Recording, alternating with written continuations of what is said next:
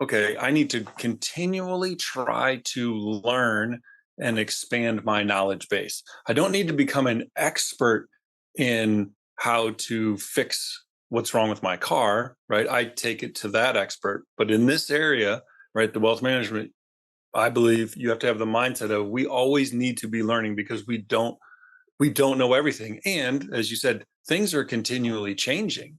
And if they're always changing and you stay in this mindset of, well, things are always the same, well, you're going to fall behind.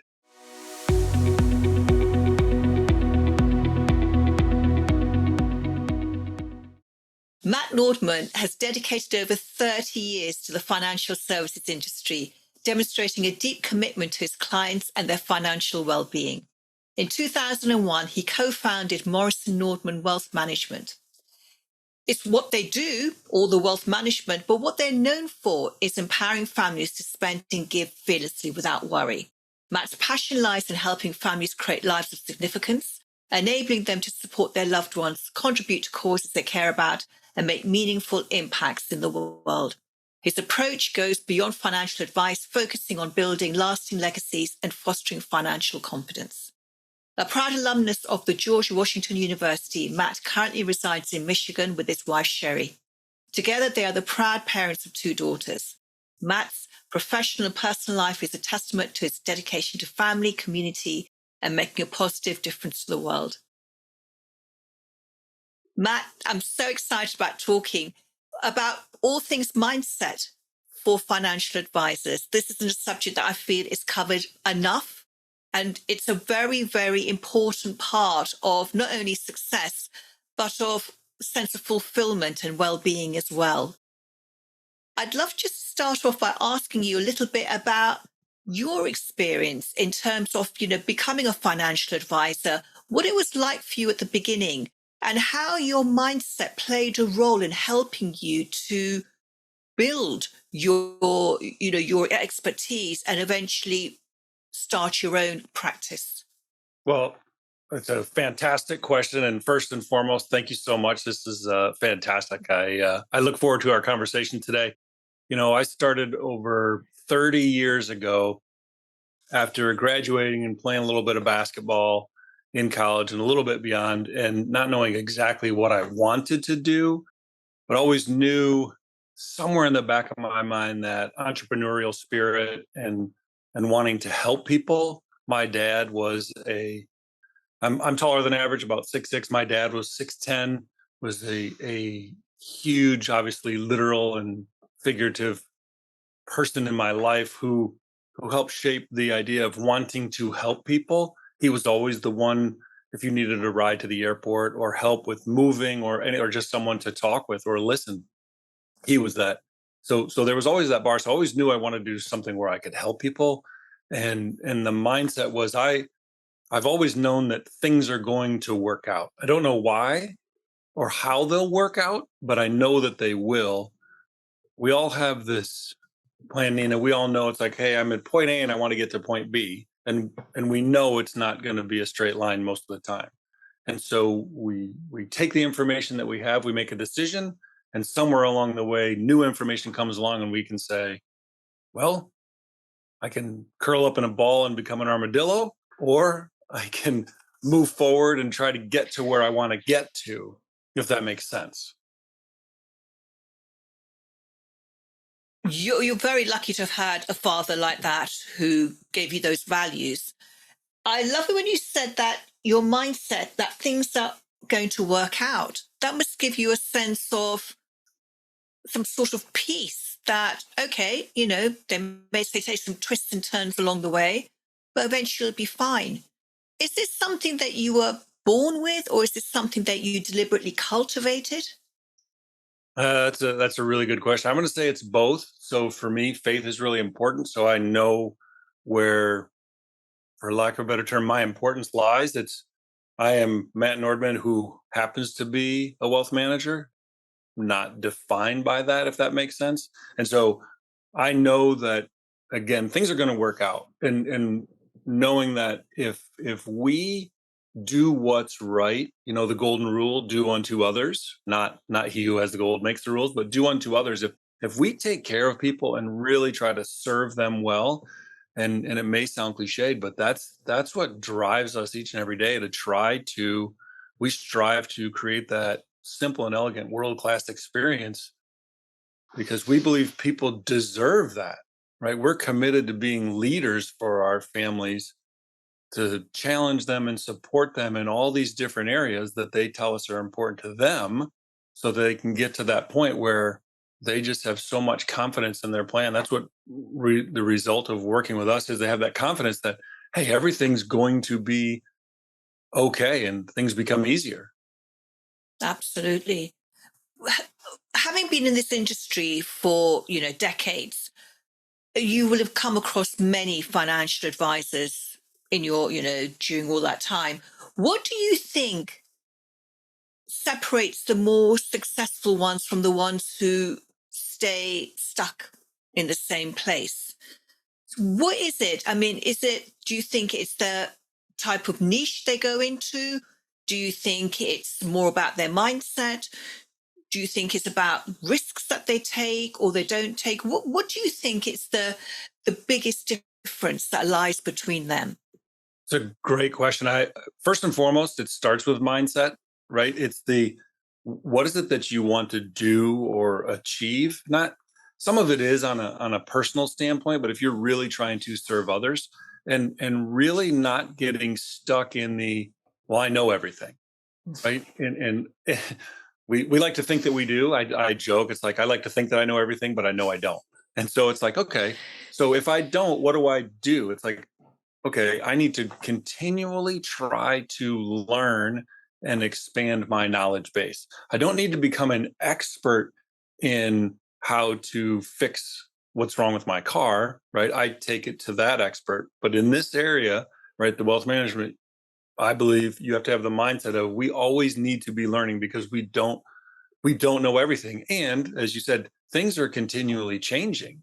And if they're always changing and you stay in this mindset of, well, things are always the same, well, you're going to fall behind, right? For not only personally, but professionally.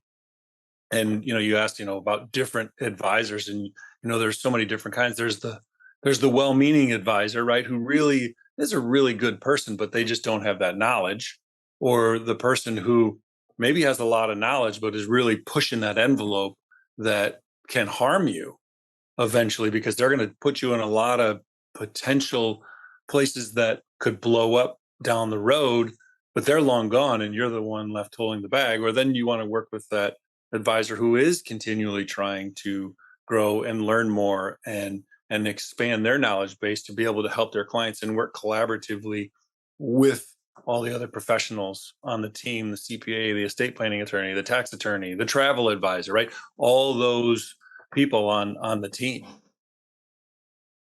Yeah. So all those things are really, really important. And another thing you mentioned, we're sort of talking about self concept. You got a very strong sense of self. You said, you are Matt, who is a financial advisor. You're not defined as being a financial advisor. You're so much more than that.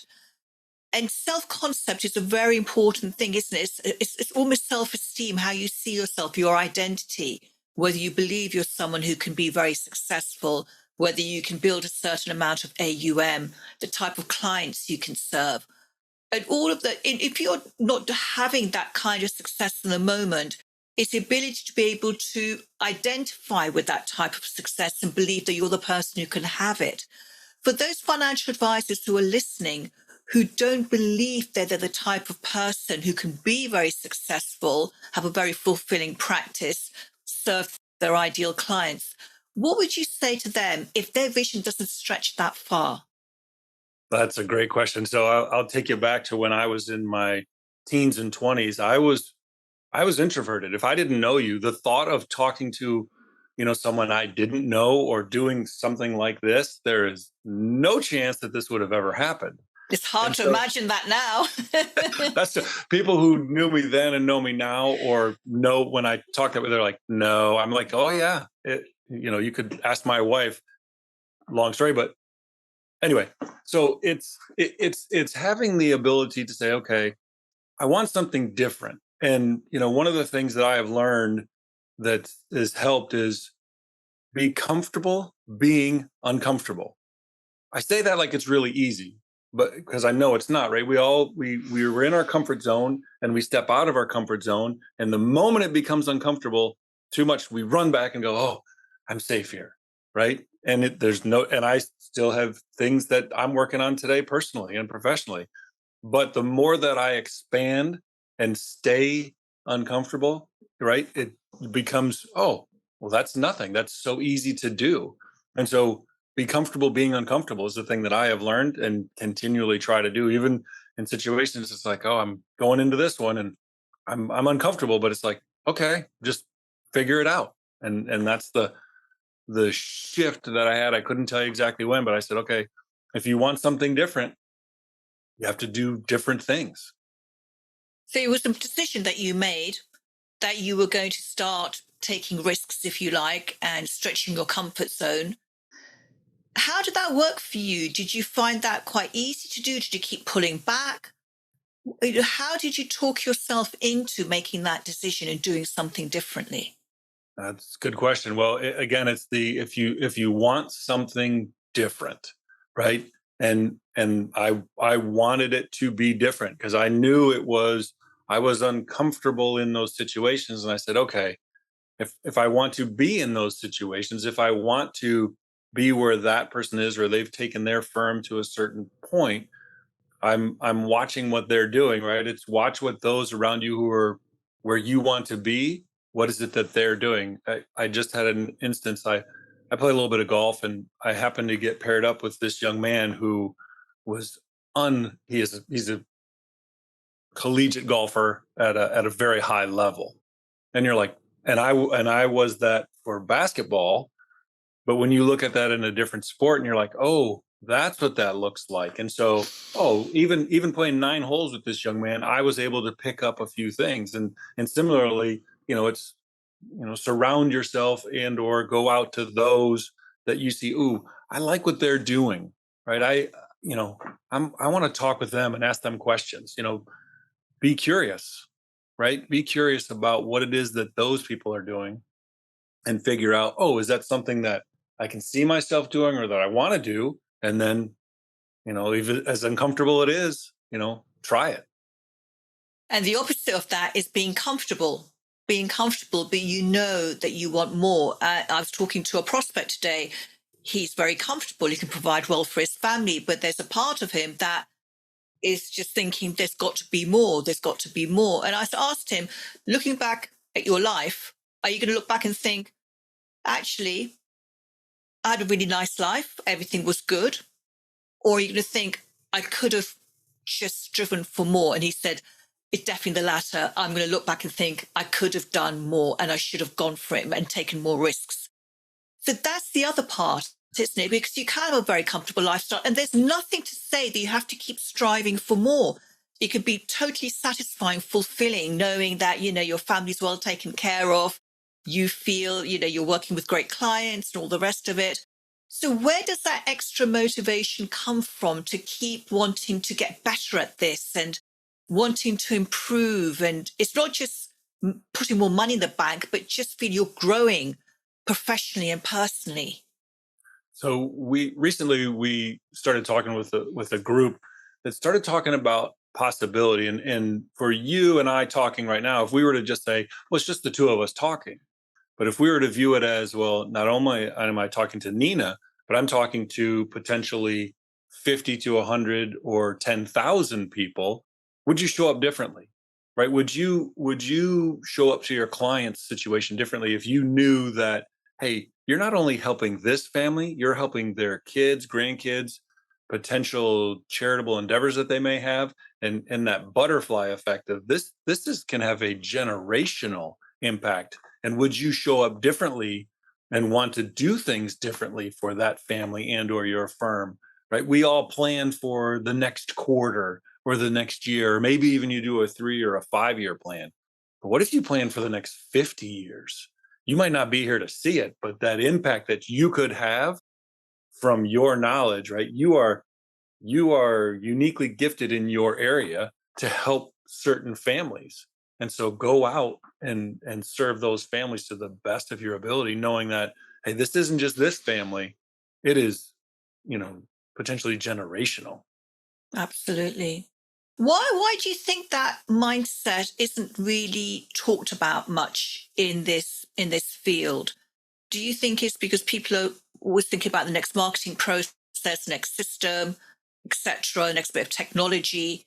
And obviously, we made a big pivot in during COVID to start, you started marketing online in a much bigger way than before. Lots of big changes have happened and been consolidated in a relatively short space of time. So, why do you think that mindset isn't recognized as an important part of that success? I think so.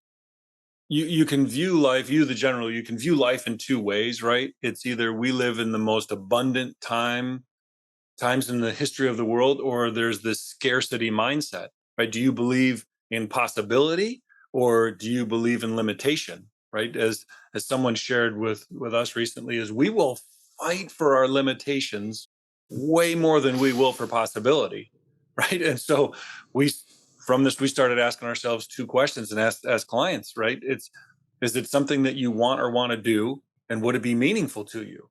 And if the answer is yes to both, then start leaning into the possibility of that thing that it is that you're trying to achieve, and that, oh, it is possible just because no one else has done it. And a lot of people will tell you, "Well, you can't do that, you can't do that," right? There's a lot of people that will tell you you can't do that. Well, just because it hasn't been done doesn't mean it can't be done, right? We can point personally as well as tons of examples in the history of the world of, well, that was never done, right? Roger Bannister, 4 Minute Mile, that'll never be done. And the moment he did it, it was shattered, right? Well, that can't be done. The sub 10-second 100 meter, that can't be done, shattered, right?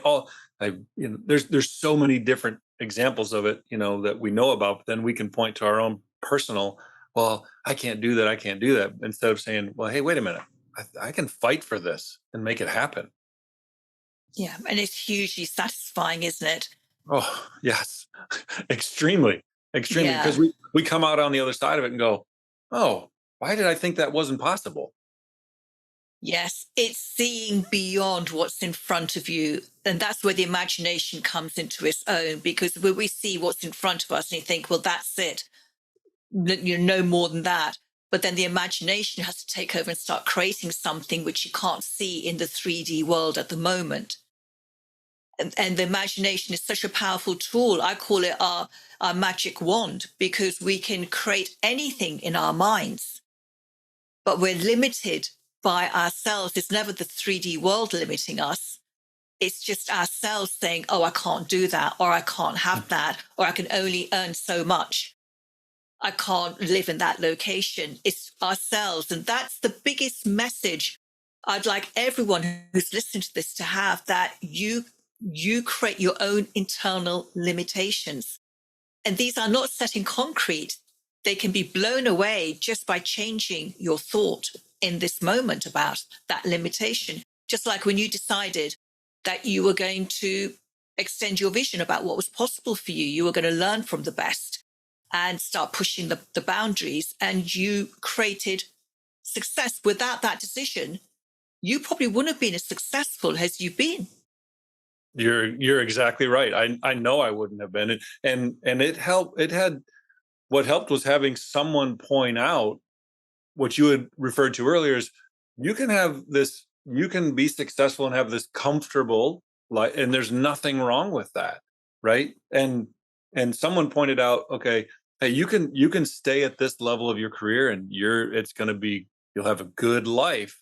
But is that what you, like you had said with the person you were talking with, is that what you envision when you look out 5, 10, 20 years and look back and go, oh, I'm so happy that I stayed exactly where I was and didn't try to strive for more, right?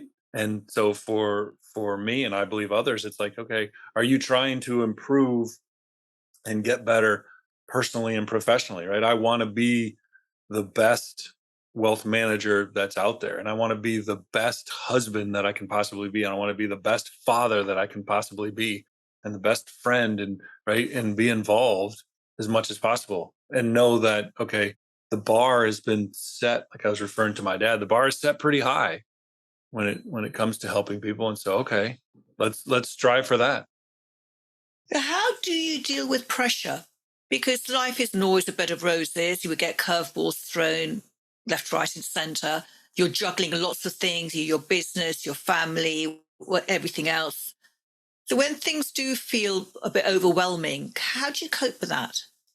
Great question. So for me, my faith is extremely important to me because I know that's the foundation that I have built my life upon. And so none of us get through life unscathed. I don't care who you are. It would be great if it happened.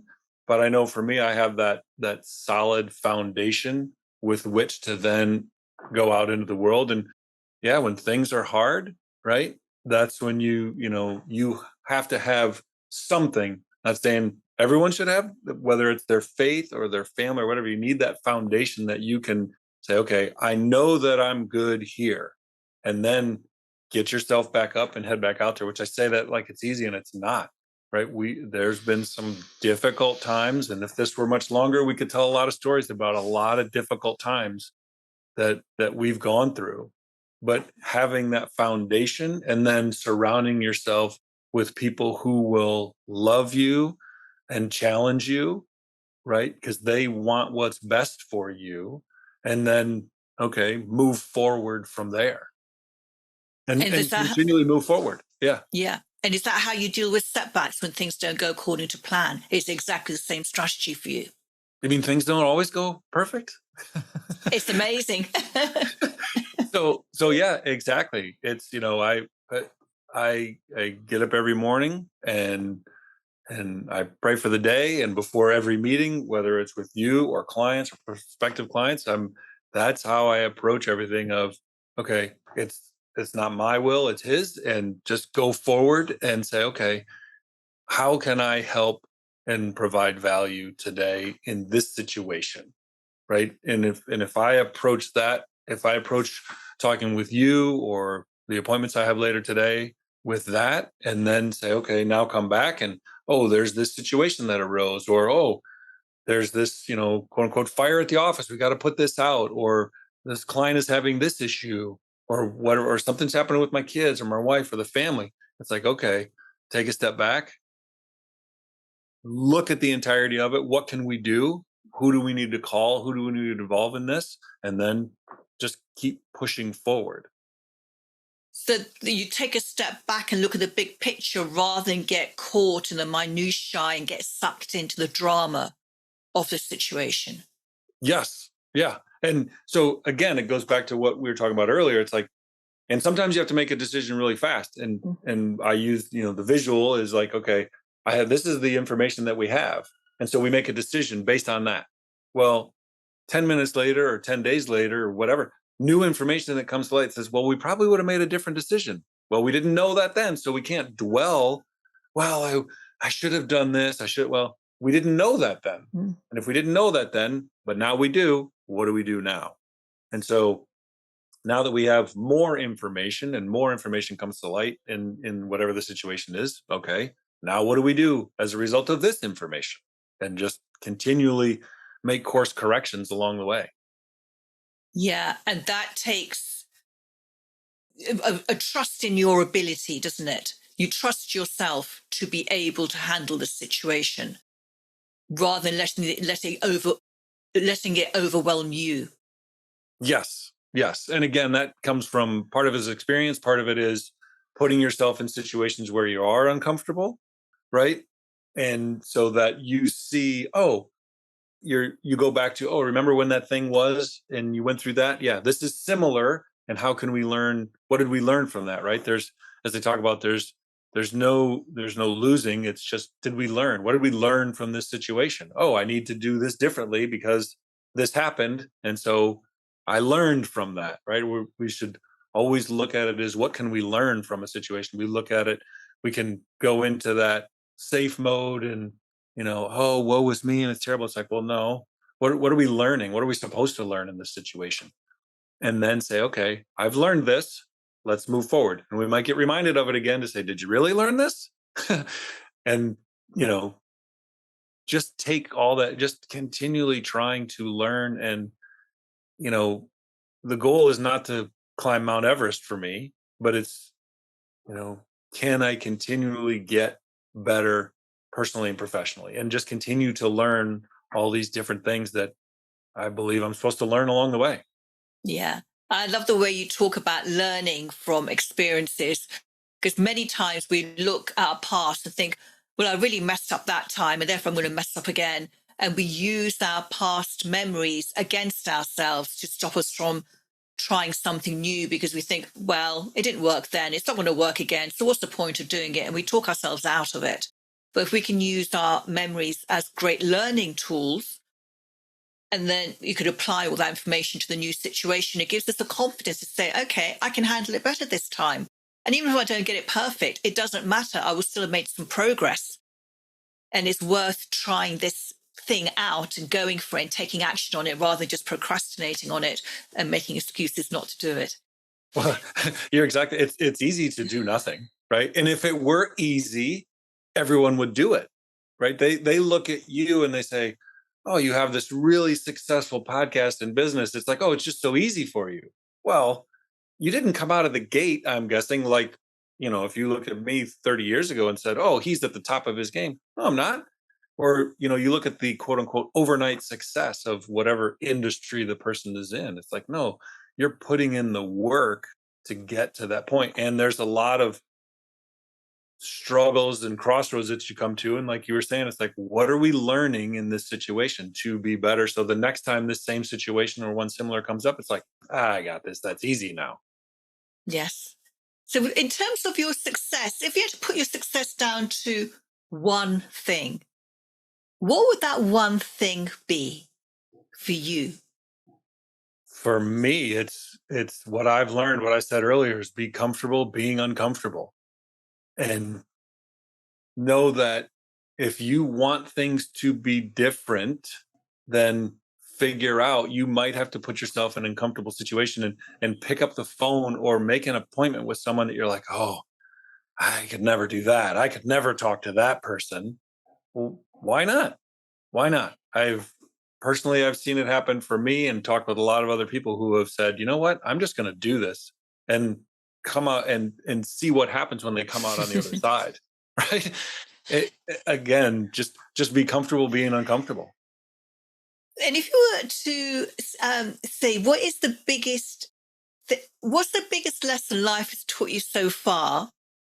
It may be the same answer you've just given to the previous question, or it could be a different answer. So what is the biggest lesson life has taught you so far? So I would say what we talked about, be comfortable being uncomfortable. And, you know, none of us get through life unscathed. And it's the Walt Whitman quote, which I learned from Ted Lasso, is, be curious, not judgmental. Be curious of other people's stories. And that's something I've learned over the years, is, as we were saying earlier, I don't know everything. I like to think that I do, but I know I don't. And previously, if people were talking about something and I was in the circle of this and someone said something, I would be like, I would pretend I knew what they were talking about. Now I'm not afraid to say, hey, wait a minute, Nina, what you just said something. I don't know what you're talking about. Can you explain that to me and tell me more and learn about that thing you're talking about and learn about your story and how did you get to where you are? Because we all have a story. And I, again, believe in living in community, and we were meant to be in community with each other and help each other. And again, if you come at it from that, I believe that if you live your life helping others, you will be more than taken care of. Yes, that reminds me of a line from a British film called About a Boy, starring Hugh Grant. And the pictures in the film, they say, no man or woman is an island. We cannot live isolated lives. We have to connect and communicate with other people. Yes. And had it not been for, I don't know about you, but we had started to use a little bit of this technology with Zoom and virtual meetings. But now it becomes, I get to meet you and talk with you and learn about you as a result of this and be in community with you. That would have never happened. So yeah, which is a good movie, by the way. It's a great movie, isn't it? It's one of my favorites. Thank you, Matt. It's been such a pleasure chatting to you about this. And thank you for all your valuable insights and all the wonderful expertise you shared with us today. It has been my pleasure. You have a wonderful day and keep up the fantastic work that you're doing right now. Thank you so much.